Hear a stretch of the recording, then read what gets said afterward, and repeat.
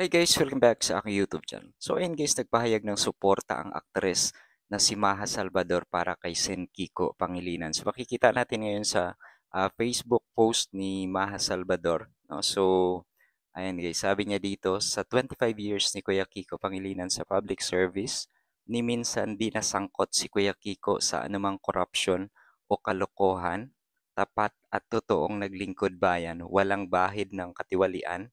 Kaya mula pa 2007 sinuportahan ko na po siya at hanggang ngayon sinusuportahan ko pa rin po si Kuya Kiko Pangilinan. So ayan guys. So eto pakinggan po natin yung sinasabi ni Maha Salvador dito. Pangilinan na pinagserbisyo na ti publiko, uray na minsan, haan nga nasangkot ni Kuya Kiko, iti anyaman nga korupsyon, when kalukwan. Isu na ken, natalged, ken agpaypayso nga agserbisyo dito'y bansa tayo. Isu na ken, mapagtalkan. Isu nga, manipod iti 2007, sinuporta ak iti isunan. Hiningga na tagta, subsuporta ak lanta ni Kuya Kiko Pangilinan.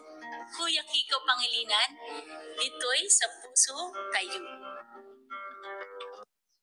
So 2007 pa lang, no? So nakasuporta na pala itong si Maha Salvador, no? So yun, hanggang ngayon, no? Patuloy na sinusuportahan, no? Kasi nga naman, totoo naman yung sinasabi niya na walang bahid ng anumang kalokohan or korupsyon, katiwalian. So, 'di ba? So sino pa bang pipiliin natin, 'di ba?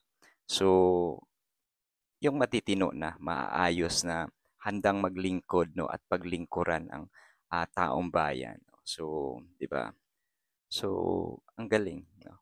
So, thank you, Miss Maha Salvador sa patuloy na pagsuporta, no, kay Sen Kiko Pangilinan. So, ayan sa mga boboto, no. So, piliin po talaga natin yung mga matitino talaga, no. So, bakit pipiliin pa natin yung mga pro-China na mga kandidato, yung mga artista na andito na, no, yung mga matitino na may nagawa na noon at may magagawa pa sa ngayon, di ba? So, iboto po natin guys, no, si Sen Kiko Pangilinan, number 51 sa balota. So, di ba? Para maging maayos naman po yung bansa natin, 'di ba? So, 'yun guys, no. So, maraming salamat, no, sa lahat po na nakapanood sa video na 'to. Ayan, thank you guys.